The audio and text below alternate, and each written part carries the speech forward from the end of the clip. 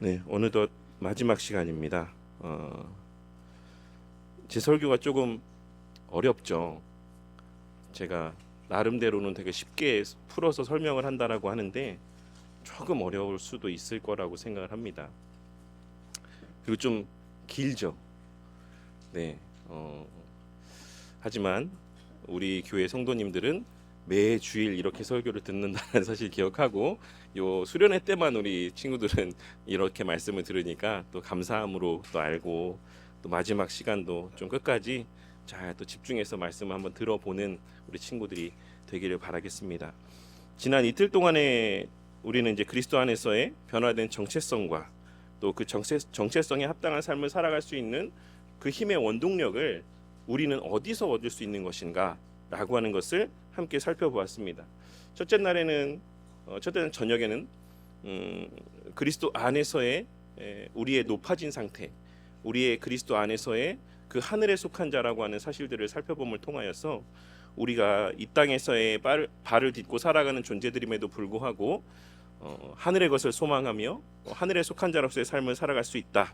그리고 그것은 어떤 막연한 것을 말씀하고 있는 것이 아니라 어떤 실체적인 어떤 교회적 삶을 이야기하는 것이다라는 사실을 함께 살펴보았습니다. 그리고 오늘 새벽의 말씀을 통해서는 그 정체성에 합당한 삶을 살아가는 힘의 원동력을 우리는 어디서 공급받을 수 있는 것인가라고 하는 사실을 다니엘의 말씀을 통해서 함께 살펴보며 진정한 우리의 왕 중의 왕이신 예수님께서 우리에게 배설하여 주신 그 영적인 잔치, 곧 교회적 질서 안에서 우리에게 들려주시는 말씀을 통해 우리는 그러한 힘을 공급받고 또 누리고 만끽하며 살아갈 수 있다라고 하는 사실을 함께 살펴보았던 것입니다. 하지만 그 가운데 뜻을 정하여라는 말씀에서와 같이 우리가 말씀을 듣는다라고 하는 것은 뭐 지금 여기 앉은 우리 운동원들이야말로 너무나도 그 사실을 체감하고 있겠지만 그냥 앉아만 있는다라고 해서 귀에 막 들려지는 것은 아닙니다. 우리가 들으려고 애를 쓰고 마음을 집중하고 그 말씀에 대한 사모함을 갖고 의지를 갖고 들을 때 또한 우리가 그 말씀을 듣고 그 말씀이 나의 말씀이 되며 그 말씀대로 살아갈 수 있는 것이다라고 하는 사실 또한도 우리가 오늘 아침에 나눈 말씀을 통해서 함께 생각해 보았던 것입니다. 그럼 이제 우리에게 남은 질문은 무엇이겠습니까? 그렇다면 그러한 정체성을 갖고 우리가 이제 하늘에 속한 자로서의 교회 중심의 삶을 살아가는 자들이 되었는데 여기서 말하는 교회 중심의 삶을 살아간다라고 하는 것이 어떤 의미일까? 어떤 구체적인 삶의 모습을 말씀하고 있는 것일까? 라고 하는 생각을 좀 해보게 될 거라고 생각합니다. 많은 사람들이 이 질문에 대한 답을 나는 알고 있다라고 생각하는 경우들도 많이 있는 것 같아요. 나는 충분히 교회 중심의 삶을 살고 있어 라고 하는 생각들을 갖고 있는 사람들도 많이 있는 것 같습니다. 하지만 제가 성경의 말씀에 비추어서 오늘 말씀 가운데도 언급하겠지만 생각을 해보자면 그러한 사람들의 나는 교회 중심의 삶을 살아가고 있다라고 하는 생각들이 성경이 말하는 바와는 좀 다른, 그리고 나는 하나님의 영광을 위해 살아가고 있다라고 하는 그 나의 생각들이 성경에 기록된 하나님의 영광의 모습과는 좀 다른 것을 보게 될 때가 많이 있습니다. 오늘의 말씀을 통해서 좀 그러한 성경적 의미에서의 교회적 삶이란 무엇일까? 라고 하는 것에 대해서 한번 좀 생각해 보게 되는 은혜가 있기를 바랍니다. 오늘 말씀은 오순절 성령 강림의 사건을 기록하고 있는 말씀입니다. 이 말씀을 통해 우리는 하나님께서 당신의 백성들에게 성령을 부어주심으로 이루고자 하신 교회 공동체의 본질적인 모습이 무엇인가 라고 하는 것을 발견할 수 있습니다. 그리고 그것은 바로 서로 다른 언어들을 사용하는 자들이 각자의 언어로 하나님의 큰 일을 말하는 공동체. 이것을 뭐 여러 가지 의미로 해석할 수 있지만 저는 이 말씀의 의미를 서로 다른 재능과 은사를 가진 자들이 그 다양함 속에서 하나님께서 이루신 구원의 큰 일을 한 몸됨으로 드러내며 복음을 실체적인 행함으로 드러내며 한 몸으로 누리고 만끽하는 공동체의 모습을 의미한다라고 생각을 합니다.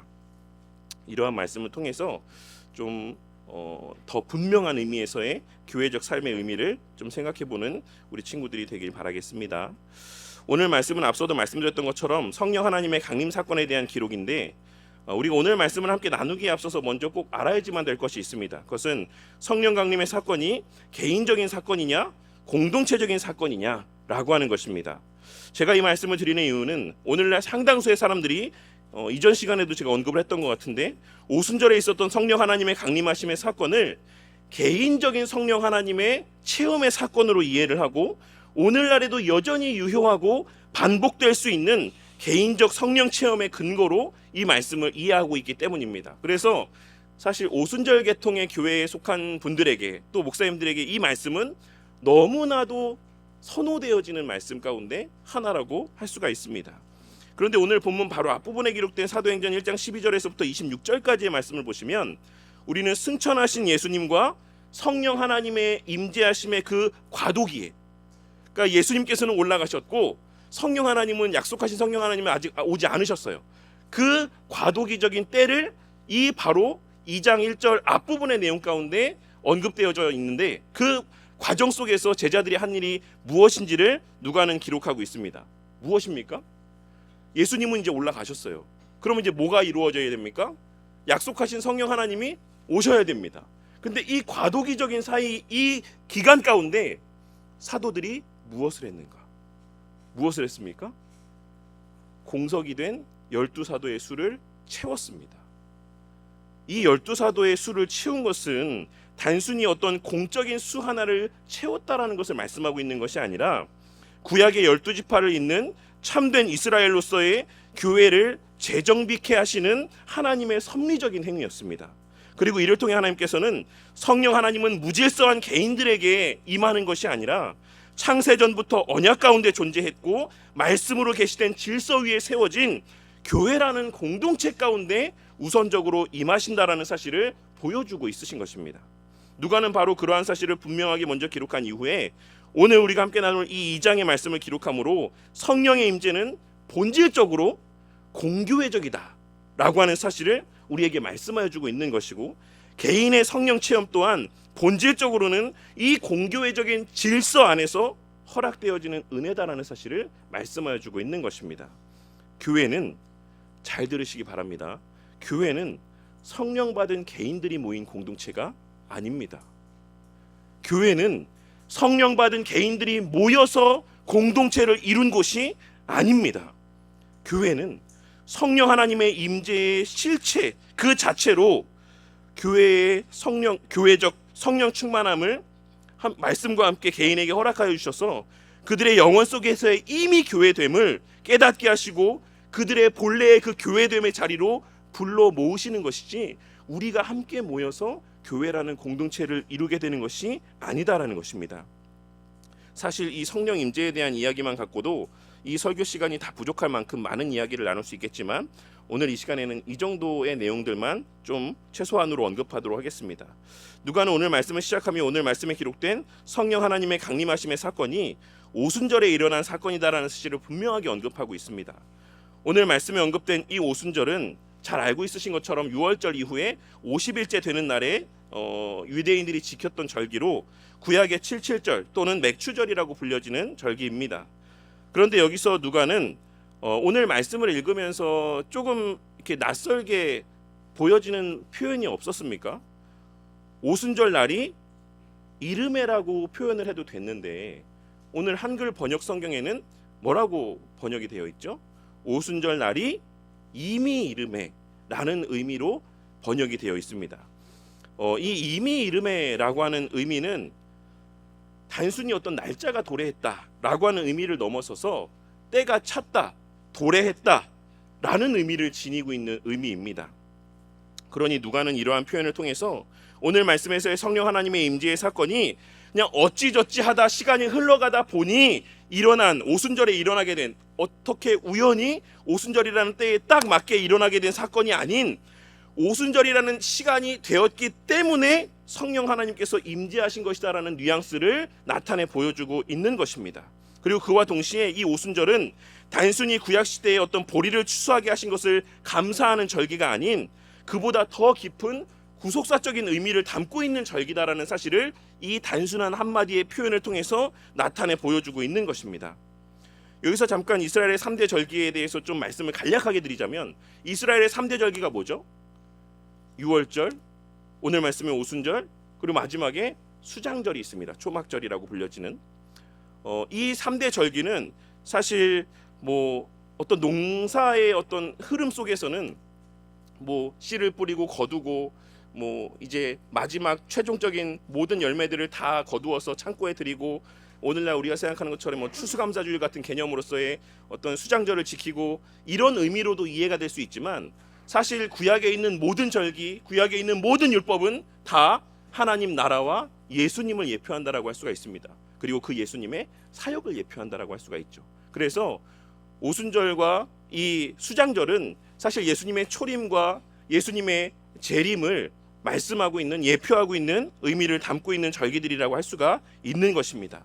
예수님의 초림과 성령 하나님의 임재와 그리고 예수님의 재림을 의미하는 3대의 절기라고 할 수가 있는 것입니다.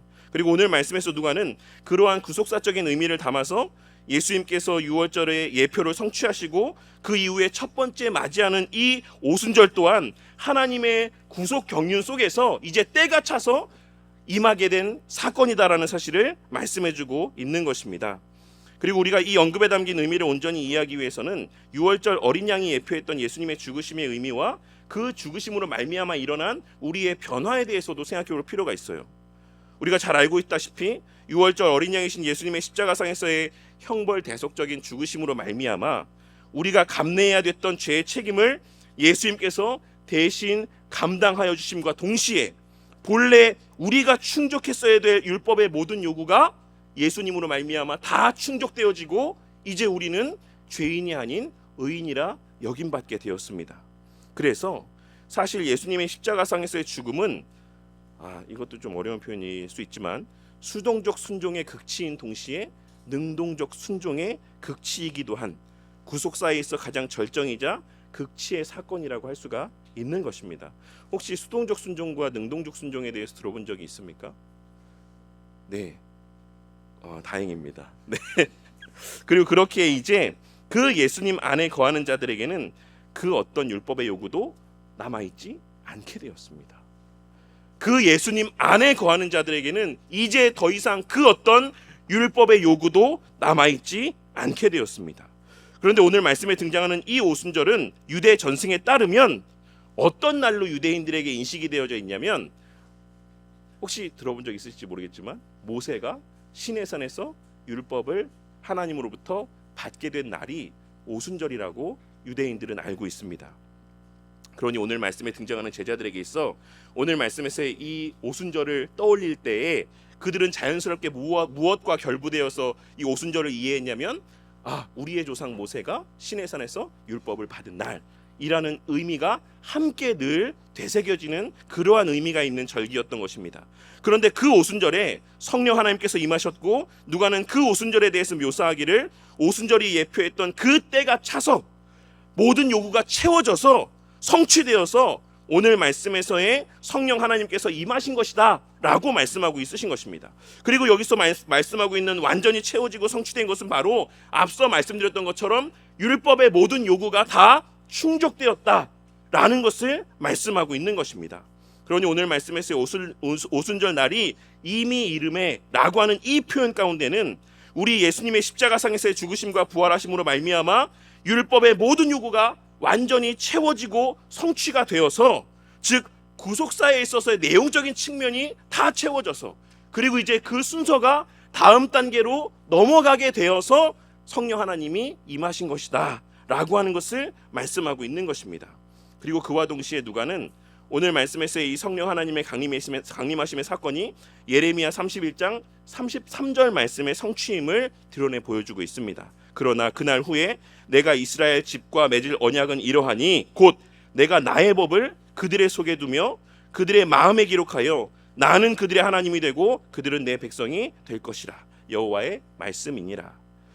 구약시대의 오순절에 모세를 통해 시내산에서 돌판에 새겨진 율법이 이스라엘 백성들에게 주어졌다면 예수님을 통해 마가의 다락방에서는 예수님을 통하여서 각자의 심령 가운데 마음판에 새겨지는 성령의 법이 주어진 것이다라는 사실을 말씀해주고 있는 것입니다. 그리고 여기서 우리가 함께 기억해야 되는 것은 오순절 성령 하나님의 강림하심 가운데 당신의 백성들의 마음 가운데 새겨진 이 율법은 그 율법의 요구를 백성들이 충족함으로 말미암아 하나님의 백성이 되게 하는 수단이 아니라는 것입니다. 무슨 말이냐면 시내산에서 율법이 그들에게 주어진 것이 왜 주어진 것입니까? 그 율법을 지켜서 하나님의 백성이 되게 하시기 위해서 율법이 주어진 것입니까? 아니죠. 아니잖아요. 그렇죠? 출애굽, 그렇다면 출애굽 전에 주셨어야죠. 출애굽 전에 율법을 주셔서 너희들이 율법을 잘 지키면 내가 너희들을 애굽에서 건져줄게 라고 하셨어야 됐잖아요. 근데 하나님이 율법을 언제 주셨습니까? 그들을 애굽에서 먼저 건져내신 이후에, 유월절 사건 이후에 그들에게 율법을 주셨습니다. 그러면 이 율법은 그들이 하나님의 백성이 되기 위해서 지키라고 주신 법입니까? 아니잖아요. 그들이 하나님의 백성이라는 사실을 확증하여 주는 수단인 것입니다. 제가 이 말씀을 자꾸 드리는 이유는 신약 시대에 우리에게 주어진 이 율법이 마음에 새겨졌다라고 하는 이 말씀이 어떤 분들에게는 오히려 구약 시대보다도 더 율법주의적인 삶을 살게 올가매는 수단으로 오용되는 것을 보게 되기 때문에 그렇습니다. 구약 시대 이스라엘 백성들은 외적으로 율법을 다 지키면 그것으로 나는 율법을 다 지켰다, 나 하나님의 백성이다 라는 인식 가운데 그들은 살았습니다. 근데 신약에 오니까 뭐라고 말씀합니까? 아니, 행위로 지키는 거 부족해, 마음으로도 지켜야 돼, 이렇게 말씀하고 있는 거예요. 그렇지 않아요? 그래서 구약 신약 시대의 자유함의 때를 살아가는 우리인데도 불구하고 오히려 구약의 이스라엘 백성들보다도 더 율법에 올가매어져 있는 삶을 살아가는 것을 보게 될 때가 종종 있습니다. 나는 주일 예배를 드리긴 하는데 목사님이 이렇게 몸으로만 와서 앉아 있는 건 예배가 아니래. 그럼 나는 예배도 안 드리는 자인가 봐. 나는 하나님 백성이 아닌가 봐. 이러는 생각 가운데 살아가는 그런 모습들을 보게 될 때도 많이 있는 것입니다. 그런데 우리는 오늘 말씀에서의, 그리고 구약에서의 율법이 언제 주어졌냐라고 하는 사실을 통해 오늘 말씀에서 예수님께서 무엇을 하신 다음에 율법이 주어져, 이 오순절에 성령 하나님이 임하셨다? 율법의 모든 요구를 다 충족하신 이후에, 출애굽의 예표를 예수님이 다 성취하신 이후에 성령 하나님이 임하셔서 우리의 마음에 율법을 새겨주셨다라고 하는 말씀을 통하여서 우리는 우리의 어떤 마음에 새겨진 율법을 행함을 통해서 하나님의 자녀로 여김받게 되는 것이 아니라 우리의 그 마음판에 율법이 새겨졌다라는 그 자체로 우리가 하나님의 자녀라는 사실이 확증되었다라는 사실을 깨닫게 되는 것입니다. 이게 무슨 말입니까? 이거를 우리의 실생활 가운데 어떻게 적용해서 이해할 수 있죠? 우리 친구들은 늘 선만을 행하며 살아갑니까? 그 어떤 죄도 짓지 않고 살아갑니까? 마음 가운데 어떤 잘못된 생각도 품지 않고 늘 거룩한 것만을 쫓으며 살아갑니까? 아니죠. 제가 첫 시간이었죠. 인간의 사중 상태를 설명하면서도 말씀드렸던 것처럼 거듭난 이후에도 여전히 우리가 이 땅에 발을 딛고 살아가는 한 이 땅에서 우리의 삶은 언제나 선을 행할 수도 있지만 선을 행하지 못할 수도 있는, 악을 행하지 않을 수 있는 상태가 되었지만 그렇다고 늘 악을 행하지 않는 상태가 아닌 그러한 상태 가운데 살아갑니다. 그럼에도 불구하고 우리의 마음판에 성령 하나님께서 율법의 말씀들을 새겨주심을 통하여서 우리는 우리가 그 율법의 말씀의 권위 아래 종속되어지는 그 마음의 눌림들을 통하여서 설마 우리 친구들 가운데, 운동원들 가운데 죄를 짓고 나서도 그것이 죄라는 것조차도 인지하지 못하고 떳떳하게 죄를 짓는 친구들은 없을 거라고 생각합니다. 우리의 마음 가운데 그 하나님께서 마음판에 새겨주신 율법으로 말미암아 늘 우리가 죄를 지었을 때 찔림이 있고 눌림이 있다라는 사실, 그 자체가 바로 예레미야 말씀에서 말씀하신 말씀의 본질적인 의미와 같이 우리가 하나님의 나라 백성이다라는 사실에 확증이 되는 것임을 깨닫게 되는 은혜가 있길 바랍니다. 우리 친구들이 마음속으로까지 율법을 다 지켜서 하나님의 백성이 되는 것이 신약 시대의 우리의 모습이 아니다라는 것이에요.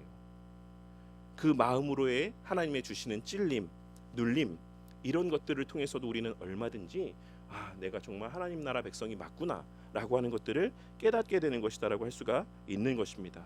우리가 이것을 이해하지 못하면 예수님께서 모든 것을 다 이루신 참된 자유의 시대를 살아가고 있으면서도 구약시대 이스라엘 백성들보다 더 율법주의적인 삶에 매여서 살아가게 될 수 있다라는 사실을 꼭 기억하셔야지만 되는 것입니다. 다시 본문의 말씀으로 돌아와서 이런 많은 의미를 지니고 있는 1절 말씀 가운데 우리가 주목해 보아야 될 또 다른 하나의 중요한 표현이 있는데, 그것은 그들이 다 같이 한 곳에 모였더니 라는 표현입니다. 이 표현이 왜 중요합니까? 이는 앞서 언급한 12사도의 수를 채우는 행위와 동일한 맥락의 말씀이자 더 구체적이고 실제적인 말씀의 내용이기 때문입니다. 하나님께서는 이를 통하여서 성령 하나님은 흩어진 개인에게 각각 임하신 것이 아니라 한 곳에 모인 공동체, 즉 교회 공동체 안에서 각자에게 임한 것임을 이전보다 더 분명하고 명료하게 말씀해주고 있는 것입니다. 오늘날 적지 않은 수의 성도들이, 또 운동원들이 오늘 이 사도행전 2장 말씀에서의 2절 이하에 기록된 성령 하나님께서 각 사람 위에 임하셨다라는 말씀에 더 많이 주목하는 경우들이 있지만, 사실 그보다 더 우리가 우선적으로 주목해야 되는 것은 그 성령 하나님이 그들이 다 같이 한 곳에 모여 있을 때 임하셨다라는 말씀이라는 사실을 깨달을 수 있어야지만 되는 것입니다.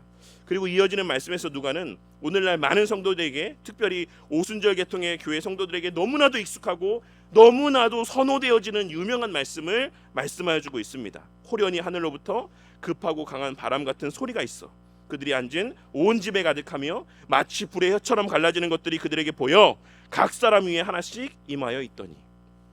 오늘 말씀을 통해 우리는 성령 하나님의 강림하심의 모습이 두 가지 현상으로 나타났다는 사실을 알 수 있습니다.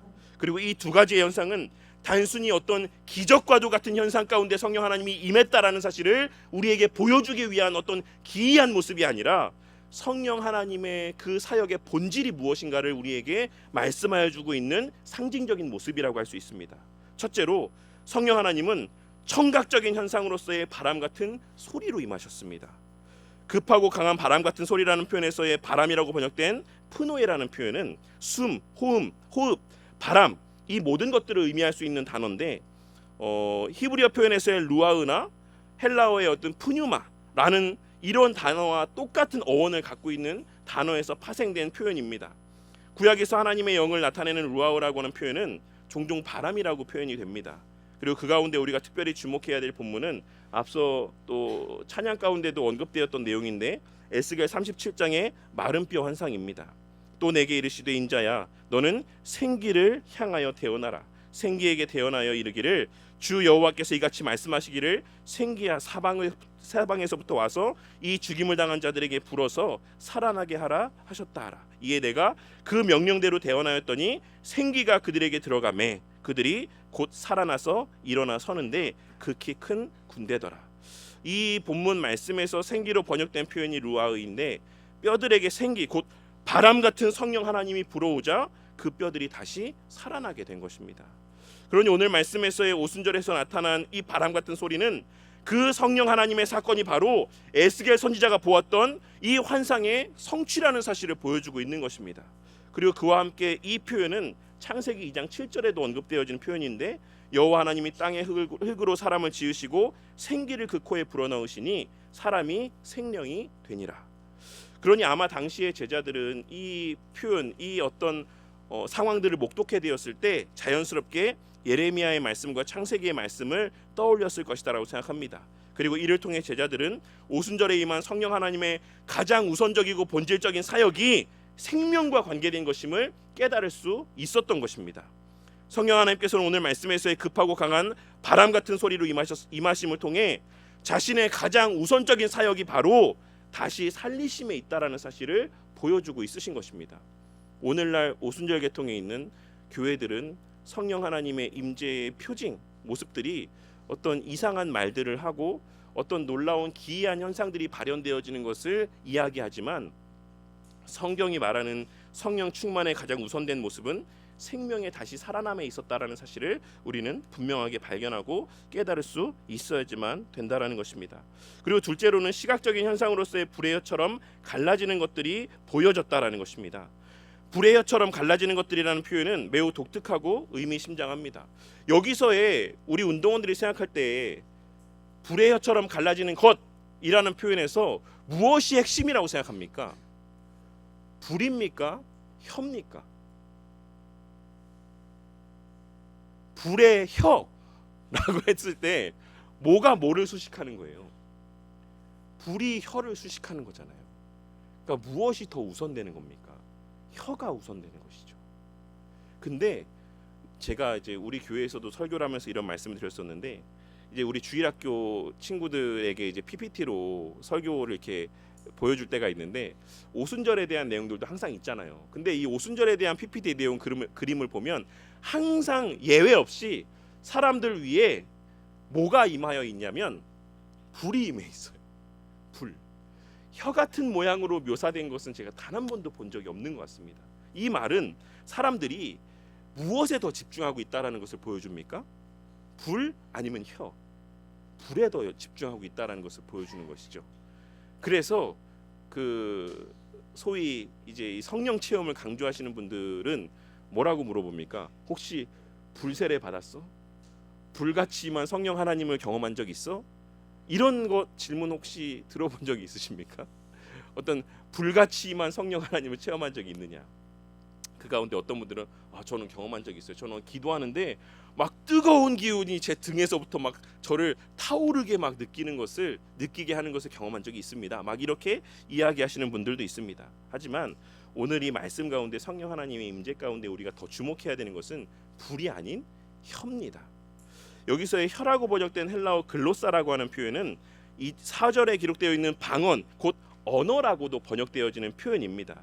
그리고 하나님께서는 이를 통해서 성령 하나님께서 임하시는 목적은 다시 살리심인데, 그 다시 살리심의 수단이 바로 하나님의 말씀을 말하게 하심과 하나님의 말씀을 듣게 하심을 통해서라는 사실을 말씀해주고 있는 것입니다. 그리고 우리는 그 구체적인 실제의 모습을 4절의 말씀을 통해 확인할 수 있는 것입니다. 그들이 다 성령의 충만함을 받고 성령이 말하게 하심을 따라 다른 언어들로 말하기를 시작하니라. 이 말씀을 통해서 하나님께서 이 기록된 말씀을 통해 말씀하고 있으신 성령 하나님의 충만한 임재의 결과는 말함이었다라는 사실을 깨닫게 되는 은혜가 있으시기를 바랍니다. 그렇다면 그들은 이 성령의 말하게 하심을 따라 다른 언어들로 무엇을 말했습니까? 그것은 바로 11절의 뒷부분에 기록된 말씀에서와 같이 하나님의 큰 일이었습니다. 이는 복음을 의미하는 것이자 예수님의 죽으심과 부활하심 그리고 승천하심을 의미하는 것이며, 더 나아가 그 모든 예수님의 행하신 일들이 궁극적으로 지향하는 하나님의 나라. 앞에 보시면 예수님께서 부활하신 이후에 40일 동안 무엇에 대해서 말씀하셨다라고 누가는 기록하고 있습니까? 하나님의 나라에 대해서 말씀했다라고 말씀하고 있어요. 40일이라는 긴 시간 동안 예수님께서 부활하신 이후에 제자들과 모인 자들에게 늘 말씀하신 것은 무엇이었다? 하나님의 나라에 대한 일이었습니다. 이 하나님의 큰 일은 그 예수님으로 말미암아 하나님의 나라가 이 땅에 임하였다라는 사실에 대한 증언이라고 할 수가 있는 것입니다. 성령 하나님께서는 우리가 잘 알고 있는 것처럼 우리를 그리스도와 연합되게 하시는 분이시고, 그 연합의 관계 속에서 자신이 그러하셨던 것처럼 우리 주 예수 그리스도의 형벌 대속적 죽으심과 죽으심의 복음과 하나님 나라의 복음을 증거하게 하시는 분이다라는 사실을 우리는 이러한 기록된 내용들을 통해서 확인할 수가 있는 것입니다. 왜냐하면 앞서도 말씀드렸던 것처럼 성령 하나님께서는 사람을 살리시는 방법, 성령 하나님께서 사람을 살리시는 방법은 곧 말씀, 복음을 듣게 하심을 통해서이기 때문입니다. 그리고 이는 이후에 사도들이 수없이 반복하여 강조하고 있는 바라고 할 수 있습니다. 야고보서 1장 18절에 그가 그 피조물 중에 우리로 한 첫 열매가 되게 하시려고 자기의 뜻을 따라 진리의 말씀으로 우리를 낳으셨느니라. 베드로전서 1장 23절에 너희가 거듭난 것은 썩어질 씨로 된 것이 아니요 썩지 아니할 씨로 된 것이니 살아있고 항상 있는 하나님의 말씀으로 되었느니라. 그 외에도 수도 없이 많은 곳에서 사도들은 하나님의 말씀이 곧 사람을 다시 살리는 유일한 수단이자 궁극의 수단이라는 사실을 말씀하여 주고 있는 것입니다. 하나님께서는 오늘 말씀에서의 같은 이런 성령 하나님의 임재의 모습을 통해서도 바로 그 사실을 우리에게 다시 한번 확증하여 주고 있으시다라고 할 수가 있는 것입니다. 물론 웨스트민스터 신앙고백서 10장 3절 말씀에 보시면 이러한 특별한 예외적인 조항이 언급되어져 있기도 합니다. 말씀을 통해서만 하나님께서 사람을 살리신다, 구원하신다, 이 말을 들었을 때 우리 친구들에게는 한 가지 드는 어떤 의문들은 없습니까? 그러면 유아기에 죽은 아이들은 어떻게 구원받는 거지? 라는 생각 한번 해보신 적 없으세요? 말씀을 알아들을 수 없는 어떤 그런 실제적인 외적인 제약이 있는 그러한 분들은 그러면 어떻게 말씀을 듣고 회개하고 하나님의 자녀로 거듭날 수 있는 거지? 이런 생각 해보신 적 없습니까? 우리가 믿고 신뢰하는 웨스트민스터 신앙고백서에서 10장 3절에서는 이런 말씀이 기록되어 있습니다. 유아기에 죽는 선택된 자들이나 유아기의 죽음을 맞이하는 하나님의 선택하신 자들이나 말씀 사역을 받을 수 없는 자들에 대해 성령께서 말씀 없이도 중생시킬 수 있다. 처음 들어보십니까? 우리가 믿는 웨스트민스터 신앙고백서에서는 말씀을 들을 수 없는 환경 가운데 죽음을 맞이한 사람들에게는 우리가 알 수 없는 성령 하나님의 특별한 역사가 있다라고 우리는 믿는다라고 고백을 합니다. 하지만 이것은 아주 예외적인 경우를 말씀하고 있는 거예요. 보편적인 경우에는 성령 하나님께서는 언제나 말씀을 통해 일하십니다. 그래서 우리가 이야기하는 말씀의 역할과 우리가 이해하는 루터파가 이해하는 말씀의 이해, 그 역할의 이해가 달라요. 루터파 교회 혹시 보신 분 있으세요? 루터파 교회에서는 무엇을 고백하냐면 말씀을 통해 성령 하나님이 역사하신다라고 이야기합니다. 이 말에는 성령 하나님은 오직 말씀을 통해서만 역사하신다라는 의미가 담겨 있어요. 그러니까 그들에게는 어떤 문제가 직면되어질 수 있는 겁니까? 좀 전에 말씀드린 것처럼 유아기에 죽은 아이들의 구원의 문제가 그들에게는 풀지 못할 과제, 숙제로 남아있을 수 있죠. 그래서 우리 신앙의 선배들, 우리 개혁파 신앙의 선배들은 무엇이라고 이야기하냐면 쿰베르보, 말씀과 함께 성령 하나님께서 역사하신다라고 이야기합니다. 이 말의 차이를 좀 어렵겠지만 잘 이해하시길 바래요. 성령 하나님은 말씀과 함께 역사하시는 분이십니다. 주로 말씀을 통해 역사하시지만 때로는 말씀 없이도 역사하실 수 있는 분이심을 우리는 믿고 고백한다라는 것입니다. 그렇기에 웨스트민스터 신앙고백서 1장 5절은 이렇게 말합니다. 우리는 교회의 증언을 통해 감동과 권유를 받아 성경을 높이 그리고 매우 귀하게 여겨야지만 됩니다. 또한 그 내용의 천상성, 교리의 유효성, 문체의 장엄성, 그 모든 부분의 일치성, 모든 영광을 하나님께 돌리고 있는 그 전체적인 안목, 인간 구원의 유일한 길을 충만하게 제시하고 있음, 이 외에도 비할 데 없이 많은 탁월한 점들, 그리고 전체적인 완전성은 성경이 하나님의 말씀이라는 것을 충분히 입증하는 근거입니다. 그럼에도 불구하고 성경의 무한 진리와 신적 권위에 대한 완전한 설득과 확신은 우리의 심령 속에서 그 말씀을 통해 그리고 그 말씀과 함께 증거하시는 성령의 내적 사역을 통해 이루어진다.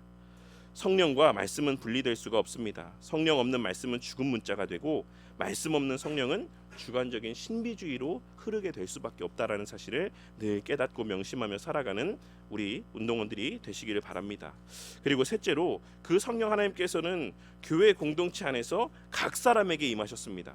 오늘 본문 말씀에서의 각 사람 위에 하나씩 임하여 있었다라고 하는 표현은 너무나도 중요한 표현입니다. 왜냐하면 구약시대의 성령 하나님의 임재는 누구에게만 임했습니까?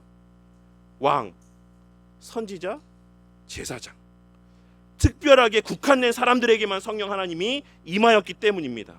그러나 누가는 그러하였던 성령 하나님께서 이제 각 사람 위에 임했다라고 기록하고 있는 것입니다. 그리고 이는 요엘 선지자를 통해 말씀하신 예언의 성취입니다. 그 후에 내가 내 영을 만민에게 부어주리니 너희 자녀들이 장래일을 말할 것이며 너희 늙은이는 꿈을 꾸며 너희 젊은이는 이상을 볼 것이며. 많은 경우에 사람들이 이거를 되게 환상적인 것으로 생각을 합니다. 이게 무슨 의미인지도 모르며 그냥 막연히 감격하고 막연히 즐거워하고 막연히 기뻐합니다. 이 말씀의 의미는 무엇입니까? 성령 하나님이 각 사람 위에 임하여서 이제 우리 각자가 말씀을 보고 말씀을 이해하고 말씀이 예언했던 바들을 깨닫게 되고 확신케 될 것이다라는 사실에 대한 말씀입니다. 우리 친구들 가운데 예언하시는 분 있어요? 환상 보시는 분 있습니까? 없잖아요. 그러면 뭐 아직 내용이 부어지지 않은 겁니까? 아니지 않습니까? 이 요엘 선지자의 예언의 성취가 바로 오순절 성령 하나님의 강림을 통해 이루어진 것이다라고 할 수가 있는 것입니다. 하지만 여기서 우리가 놓치지 말아야 될 중요한 사실이 이 각 사람 위에 임함이 그들이 다 같이 한 곳에 모여 있을 때 일어난 일이었다라는 사실을 계속해서 누가는 강조하고 있고 우리는 그 사실을 놓쳐서는 안 된다라는 것입니다. 그러니 성령 받으려고 어디 막 산속에 가지 마세요. 성령 받으려고 산에 가서 밤기도 산기도 하면서 나무 뿌리 붙잡고 성령 달라 이렇게 기도하고 간절히 매달리는 그러한 친구들 되지 마시기를 바랍니다. 성령 하나님은 공교회적 질서 안에서의 선포되는 말씀 가운데 우리에게 임하게 되는 것이라는 사실을 우리는 늘 기억해야지만 된다라는 것입니다. 성령 하나님은 먼저 교회 공동체에 임하시고 그 교회의 질서 안에서 각 지체에게 적용된다라는 것입니다. 그래서 헤르만 바빙크라는 교수님은 그의 저서에서 성령은 개인들에게 직접 오시기보다는 먼저 교회 공동체에 임하셔서 그 안에서 개인들을 거룩하게 하신다라고 말씀하셨고, 아브라함 카이퍼라고 하는 유명한 목사님은 성령께서는 오순절에 교회에 임하셨고 그 이후로 교회 안에 거하신다. 개인은 교회와의 연합을 통해 성령의 은혜에 참여하게 된다라고 말씀을 하셨던 것입니다. 이러한 성령 하나님의 임재의 결과 4절에 기록된 말씀에서와 같이 그들이 다 성령의 충만함을 받고 성령이 말하게 하심을 따라 다른 언어들로 말하기를 시작했다라고 오늘 본문의 말씀은 기록하고 있습니다. 그리고 이 사실 이 내용이 제가 오늘 말씀에서 가장 중점적으로 우리 친구들에게 말하고 싶었던 바라고 할 수 있습니다. 여기서 그들이 다 성령의 충만함을 받고 라고 말씀하고 있는 이 의미는 성령이 가득 채워졌다라는 의미입니다. 그리고 그 결과는 다른 언어들로 말하기를 시작했다라는 내용이었습니다. 여기서 말하는 다른 언어들은 어떤 일반적으로 방언이라는 것에 대해서 우리가 이해하고 있는 것처럼 알아들을 수 없는 어떤 괴상한 어떤 언어와 소리들을 이야기하고 있는 게 아닙니다. 칼빈 선생님은 이에 대해서 그들은 의미 없는 소리를 낸 것이 아니라 이전에 전혀 알지 못했던 언어들로 분명하고 질서 있게 말하였다라고 설명하고 있습니다. 그러니까 분명히 실제하는 언어를 얘기했다라는 거예요. 오늘날로 치자면 여기에 성령 하나님이 각 사람 위에 임하시니까 이 친구들이 막 다 뭐 독일어, 뭐 영어, 일본어, 중국어, 뭐 그 외에 저 오지의 언어들로 막 말하기를 시작했다라고 말씀하고 있는 것입니다. 그리고 이는 성령의 말하게 하심을 따라라는 표현에서 알 수 있는 것처럼 성령의 주권적인 선물로 허락된 일시적인 능력과 현상이었다라는 사실을 알 수 있습니다. 우리는 오늘 말씀의 의미를 바르게 알기 위해서 먼저 이 오늘 말씀의 이 사건의 이면에 바벨탑 사건이 자리하고 있다라는 사실을 떠올릴 수 있어야지만 됩니다. 창세기 11장에 기록된 바벨탑 사건을 보시면 인간의 교만함으로 언어가 혼잡하여지게 되는 벌을 받게 되었고 인류는 그로 말미암아 흩어지게 되었으며 이후의 인류는 불통과 분열의 역사를 끊임없이 반복하며 살아왔다라는 사실을 알 수 있습니다. 그리고 그 끝은 심판과 죽음뿐이었습니다. 하지만 오순절 성령 강림의 사건으로 말미암아 어떠한 역전이 일어나게 되었다라고 말씀하고 있는 겁니까? 그 모든 언어들이 다 다시금 소통되게 되었다라는 사실을 말씀하고 있는 것입니다. 그리고 더 나아가 깨어졌던 관계가 회복되어지게 되므로 이후 말씀을 통해 알 수 있는 것처럼 유대인과 이방인들이, 부자와 가난한 자들이, 높은 지위에 있는 자들과 종된 자들이 함께 한 몸 된 교회로 연합되어 구원과 영생의 복을 함께 누리고 만끽하게 되는 결과로 이어지게 됨을 우리는 이어지는 사도행전의 말씀을 통해 발견하고 깨달을 수 있는 것입니다. 이를 통해 우리는 성령 하나님께서 말하게 하시고 듣게 하심의 목적이 무엇인지를 깨닫게 됩니다. 성령 하나님은 당신의 충만한 능력으로 하나님의 백성들로 하여금 말하게 하시고 듣게 하시는데 그 궁극의 목적은 그리스도와 연합되게 하시고 한 몸 되게 하시기 위함이자 그 한 몸으로 하나님 나라의 복을 누리고 만끽하게 하시기 위함인 것입니다. 그런데 오늘 말씀에서 또 한 가지 우리가 생각해 볼 사실은 만약에 지금 말씀드렸던 것처럼 이 성령 하나님의 임재가 바벨탑 사건의 회복이었다라고 한다면, 그냥 1대1의 공식으로서의 회복된 모습이었다라고 한다면 사실 어떤 현상이 나타나야 되는 게 맞습니까? 다시 이 모든 언어가 뭐가 돼야 되죠? 하나가 돼야 되는 것이죠. 아닙니까? 본래 하나였던 언어가 인간의 죄로 말미암아서 여러 가지 다른 언어들로 나뉘어지게 되었고, 그래서 불통함이 생겨나게 되었어요.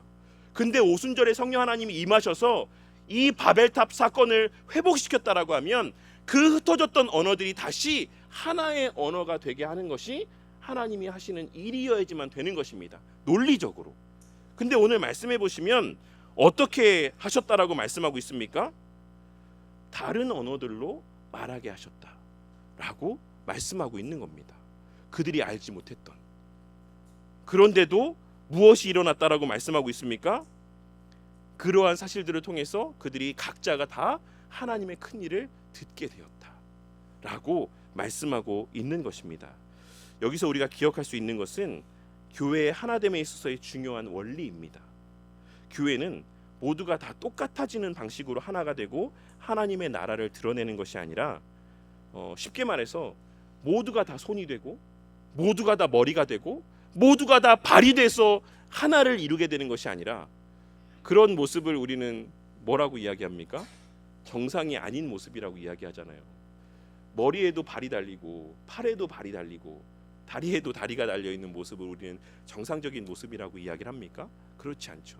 머리의 자리에는 머리가 있고, 손이 있어야 될 자리에는 손이 있고, 발이 있어야 될 자리에는 발이 있는 모습.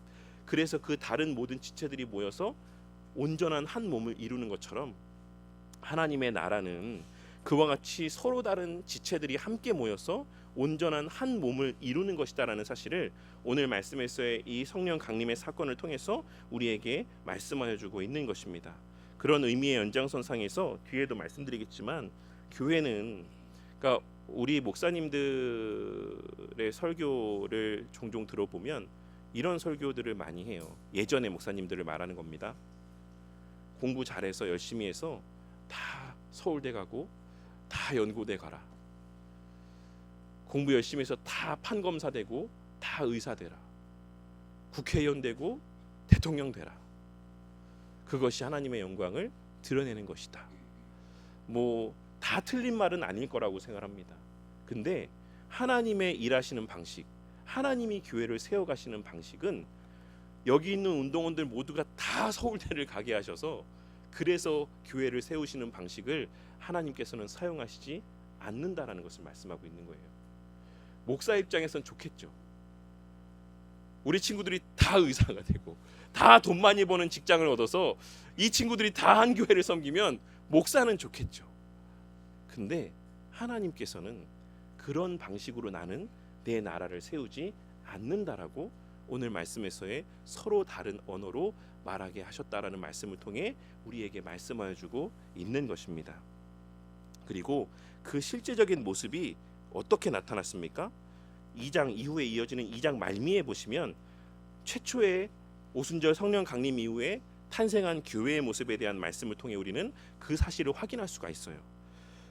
믿는 사람이 다 함께 있어 모든 물건을 서로 통용하고 또 재산과 소유를 팔아 각 사람의 필요를 따라 나눠주며 날마다 마음을 같이하여 성전에 모이기를 힘쓰고 집에서 떡을 떼며 기쁨과 순전한 마음으로 음식을 먹고 하나님을 찬미하며 또 온 백성에게 칭송을 받으니. 만약에 오늘날과 같은 그런 예전 목사님들의 말씀과 같았다라고 하면 어떻게 돼야 되는 것이 맞습니까? 모든 사람들이 다 부자가 돼야겠죠.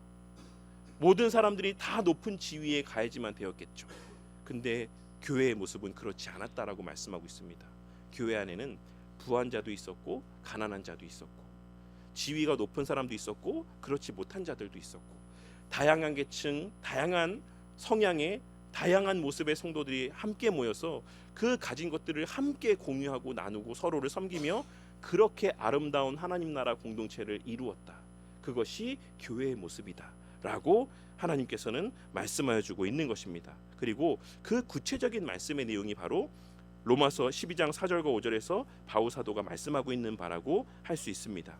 우리가 한 몸에 많은 지체를 가졌으나 모든 지체가 같은 기능을 가진 것이 아니니 이와 같이 우리 많은 사람이 그리스도 안에서 한 몸이 되어 서로 지체가 되었느니라. 이 말씀이 의미하는 바가 무엇인지를 우리 운동원들이 좀 잘 기억했으면 좋겠습니다.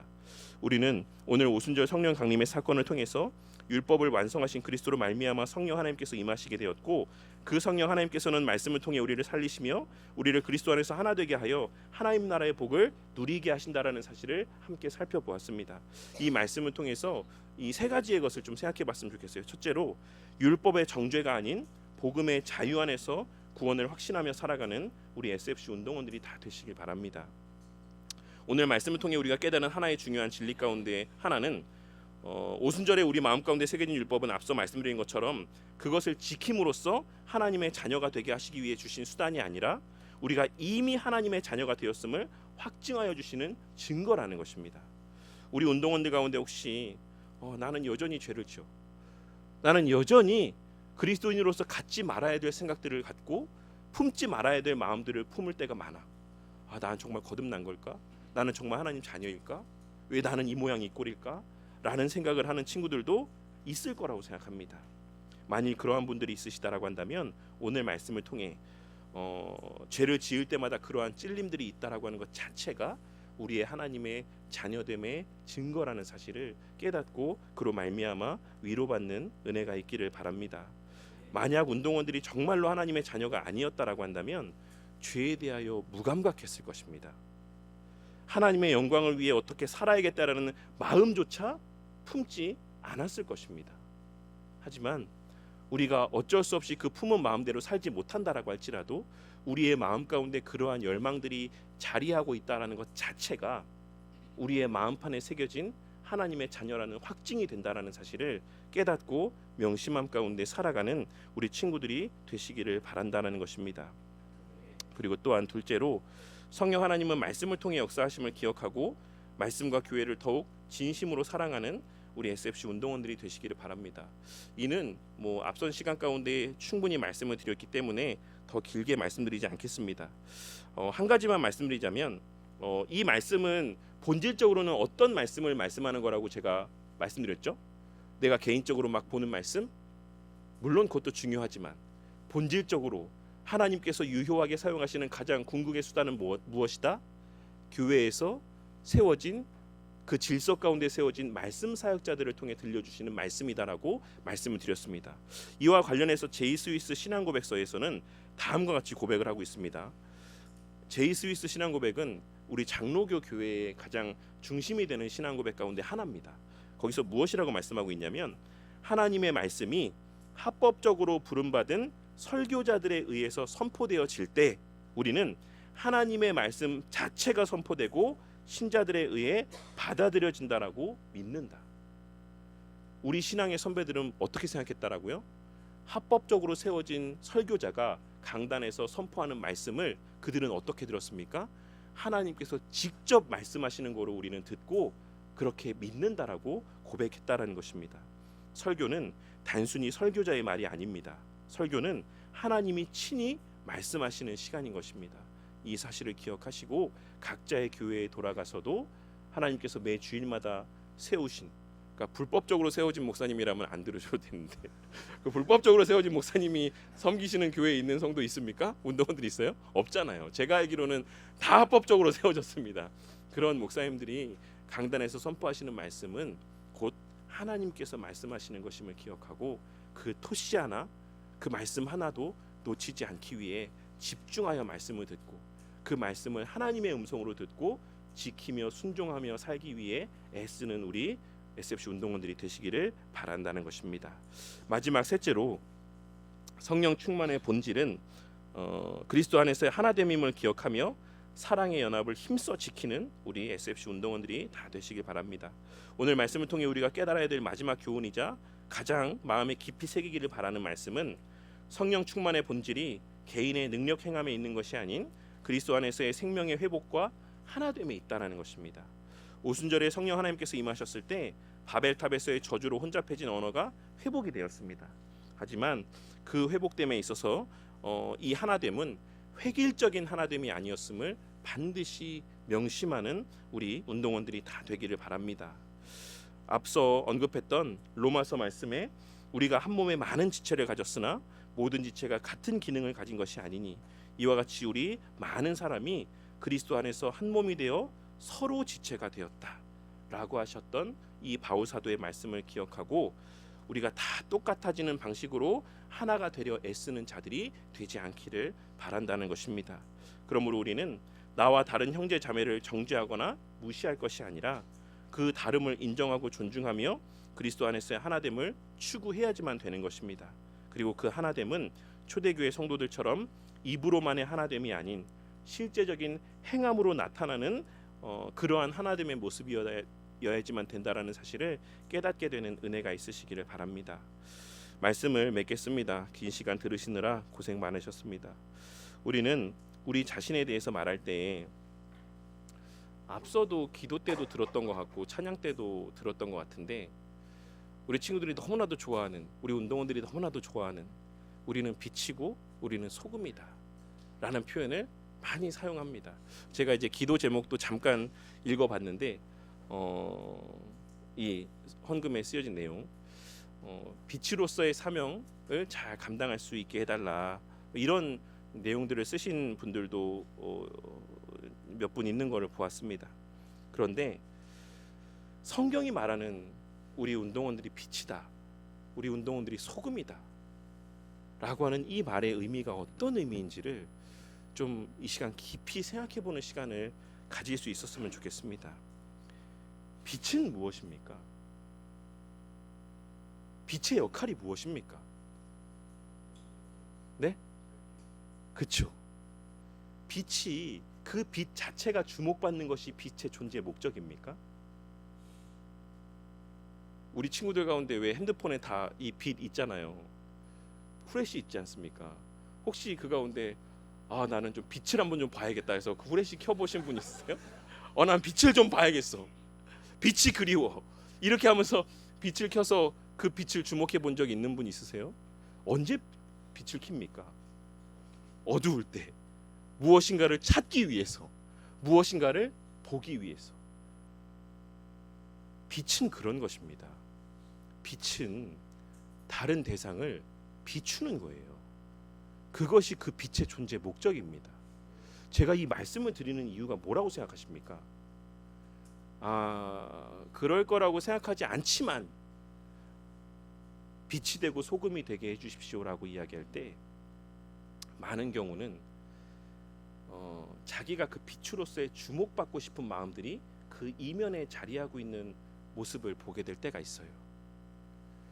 하나님, 세상에 빛이 되게 해주십시오 라고 했을 때 그 빛이 되게 해달라는 그 말의 이면에는 제가 그 빛을 드러내서 세상 사람들이 주목하는 자가 되게 해주십시오라는 의미가 그 이면에 깔려있는 것을 인지하게 될 때가 있다라는 것입니다. 그것은 빛의 본질적인 목적이 아닙니다. 또 하나 예를 들어볼까요? 우리 친구들 가운데 난 소금이 너무 좋아, 그래서 주기적으로 막 그냥 소금만 찍어서 막 드셔보시는 분 있습니까? 오늘은 히말라야 솔트 소금을 좀 먹어봐야지, 오늘은 뭐 핑크 솔트 소금을 먹어봐야지, 이런 분들이 있습니까? 소금이 되라는 말씀은 그 소금의 역할을 해야 된다라는 것을 말씀하고 있는 것이에요. 근데 우리는 그러한 어떤 꼭 필요한 존재로서 주목받는 자들이 되기를 원합니다. 그런 의미에서의 소금이 되게 해달라는 어떤 기도를 하고 바람들을 고백할 때가 있다라는 것이에요. 소금의 역할은 뭡니까? 음식의 맛을 더 맛있게 드러내는 역할을 하는 것이 소금입니다. 어떤 목사님들은 소금이 방부제 역할을 한다, 썩지 않는 역할을 한다, 그럴 수도 있겠죠. 근데 우리가 소금을 딱 떠올릴 때, 그렇지, 소금은 방부제지, 썩지 않게 하는 역할이지, 이렇게 떠올리는 분 있어요? 우리 집에 이렇게 방부제가 있네, 이렇게 생각하는 분 있습니까? 소금은 어떤 음식의 맛을 극대화시켜주고 드러내게 해주는 역할을 하는 대상입니다. 예수님께서 너희가 빛이다, 너희가 소금이다, 내가 너희들을 소금이 되게 했고 빛이 되게 했다라고 하신 말씀은 이제 너희들의 존재가 너 자신들을 향한 존재가 아닌 내가 너희들에게 그러했던 것처럼 이제 너희들은 서로를 비추는 존재, 서로를 돋보이게 하는 존재, 서로가 더 그리스도인다워지게 하는 존재가 되게 했다라는 것을 말씀하고 있는 것입니다. 예수님께서 우리를 그리스도인 되게 하시고 그리스도인다워져 가게 하시는 것처럼 너희가 빛이고 너희가 소금이다라고 하신 말씀은 너희들이 그처럼 이제 다른 친구들도 그리스도인으로서의 더 멋짐을 드러낼 수 있게 해주고 그리스도인으로서의 정체성을 더 잘 발휘할 수 있도록 옆에서 서포트하고 섬기고 돕는 존재들이 되었다라는 사실을 말씀하고 있는 것이에요. 근데 너희들이 그 역할을 하지 못하면 너희들은 아무 쓸데가 없어 라고 말씀하고 있는 겁니다. 그런데 우리는 다 어떻게 합니까? 내가 더 드러나려고 해요. 내가 빛이 되고 싶습니다. 내가 주목받는 그 당사자가 되고 싶어요. 남이 드러나는 게 아니라 내가 드러났으면 좋겠습니다. 그래서 빛이 되게 해달라고 기도하고 소금이 되게 해달라고 기도하는 것입니다. 오늘 말씀에서 성령 하나님이 임하여서 서로 다른 언어들로 말하기를 시작했다. 이 말씀 가운데는 우리 친구들이 다 각자의 재능들을 통해서 그러한 존재가 되게 하셨다라는 것을 의미합니다. 두 가지를 기억했으면 좋겠어요. 모두가 다 세상 사람들의 기준에 따라서 성공한 삶을 살고 어떤 더 나아 보이는 삶을 추구하는 어떤 그런 획일적인 모습이 우리 친구들 가운데 나타나지 않길 바랍니다. 하나님께서 우리 운동원들에게 주신 재능들이 다 다릅니다. 그리고 그 재능에는 우열이 있지 않아요. 세상의 기준에서 보면 우열이 있겠죠. 우리 부끄럽지만 우리 자녀들, 친구들이 생각하는 것처럼 똑같은 노력 가운데 더 많은 물질을 벌게 되는 어떤 이런 차등들이 있겠죠. 근데 하나님 나라 안에서의 우리의 섬김이라고 하는 것에는 우열이 존재하지 않습니다. 손이 발더러 눈이 코더러 쓸데없다 하지 못한다라고 하나님께서는 말씀하셨던 것입니다.